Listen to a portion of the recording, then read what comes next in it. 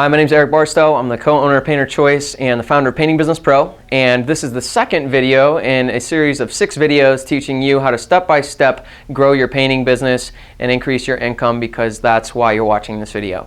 So in the first video, we just kind of outlined what we're going to be talking about. And in this video, we're going to be talking about freeing up your time, because if you want to grow your business, you need to spend more time getting more sales, getting more customers, which is marketing and sales efforts. In order to put more time into marketing and sales, we need to put less time into production. So we need to free some of that time up. So that's what this video is really about, is how do we set up a production system that's set up in a way that doesn't require a lot of time from us as the business owner. So there's really 2 ways to do that. We can use employees or we can use subcontractors. And we want to talk in this video about how do we get from point A to point B. Point A is how we're running our business now. It might look something like waking up in the morning, going to the paint store. We're waiting at the paint store for 45 minutes for our paint. We head over to the job site. We get the job site started. We get the crew going for the day. And then we've maybe got an appointment with a customer we run over to. The crew calls. They need more paint. We head back to the paint store, or maybe they need tape or caulk. We head back to the paint store, pick that up, drop it back off the job site, and then maybe we got to run over, meet another customer for something, and then we got to head back to the job site again to help the crew finish for the day. When you get back to the job site, the crew is behind schedule. We've got to get this job done because another customer is expecting us tomorrow. So you start painting, you're helping them paint. The day ends, the crew goes home, you talk with the customer for a little bit, you collect the final check, and then you go home, and then you've got to do some of your administrative stuff that you weren't able to do, like maybe you got to do payroll, or maybe you got to cut checks, or maybe you got to look at your books or whatever. And there's this kind of repetitive process of constantly being run by your business rather than running your business. People are, I see a lot of painting business owners constantly reacting and just spending all this time in the production process. And there's a few items that we really want to eliminate from this whole process. So the first thing we want to eliminate is we want to eliminate trips to the paint store. So if we eliminate trips to a paint store, imagine how much free time you would already have just right there. I mean, the paint store of trips, is like an hour a day, at least. We can easily save you like 5 to 10 hours a week, and that's one of the easiest things to delegate. You can ask your foreman or whoever's your crew leader, you can ask them to start going to the paint store, give them a very small raise, like 25 or 50 cents an hour, or if it's one of your subcontractors, you can just ask them to do that now. You can just set that expectation and just ask them to do that and tell them to do that. So that's a really easy task to delegate that will instantly free up 5 to 10 hours of your time. And 5 to 10 hours of your time is significant.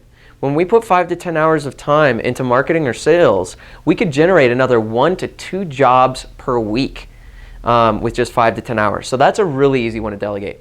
The next thing that we want to get rid of is we want to stop going to job sites.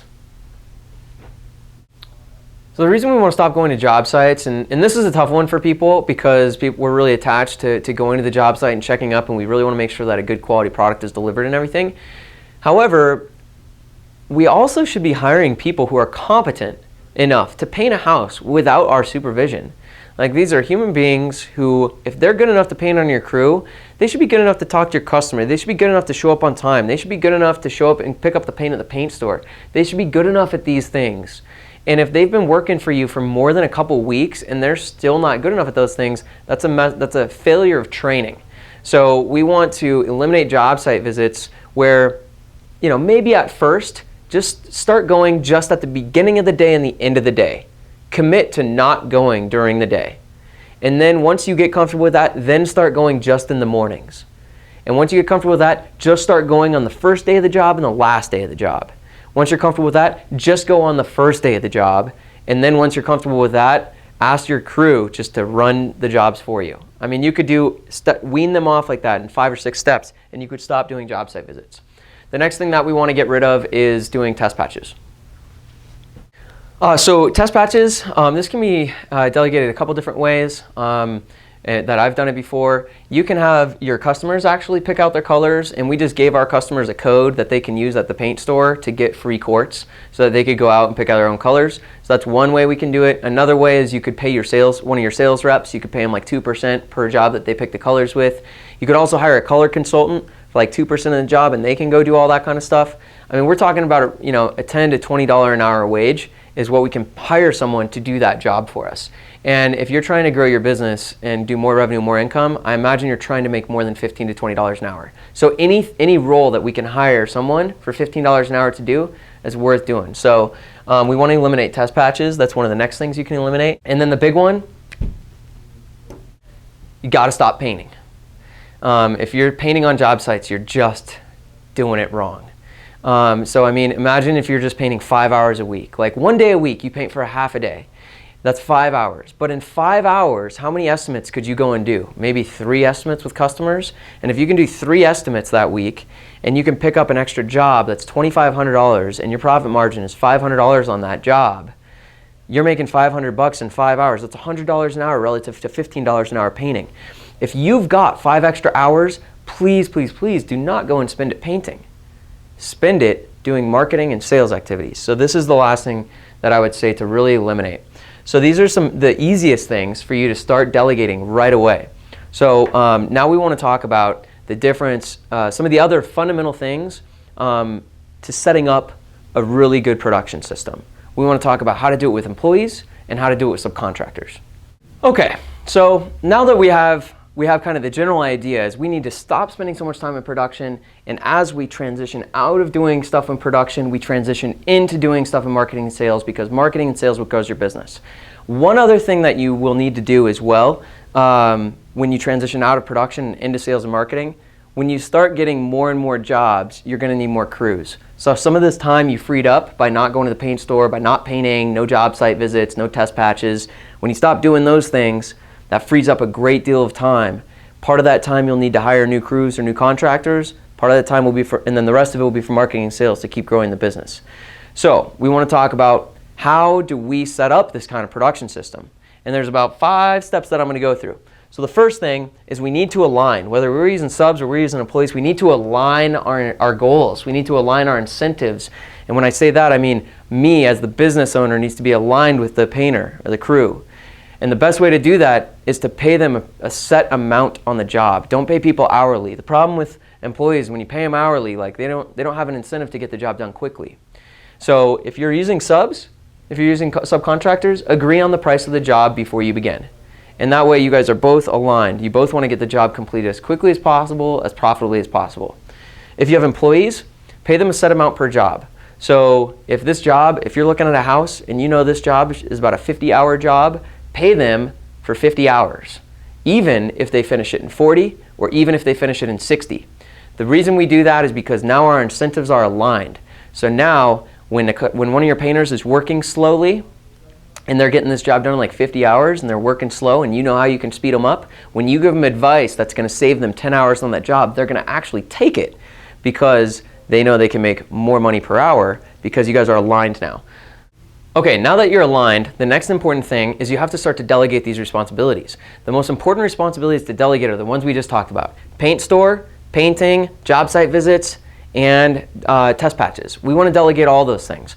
So begin to delegate those responsibilities to your crew. If you're subcontracting, the easiest way to delegate is just expectations up front. Just let them know that like they're going to buy the materials, they'll know that they have to go to the paint store.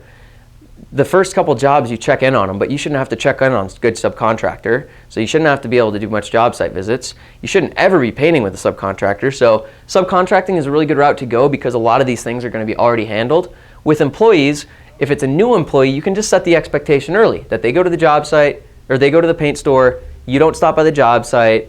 You can just set those expectations early.